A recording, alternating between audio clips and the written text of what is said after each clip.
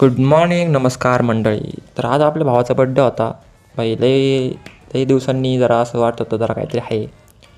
तर आधीचा बड्डे होता नाही का, चाय करून झालं ते आपले. आपण गेलो जरा हॉटेलला नाही का दुपारी जेवायला.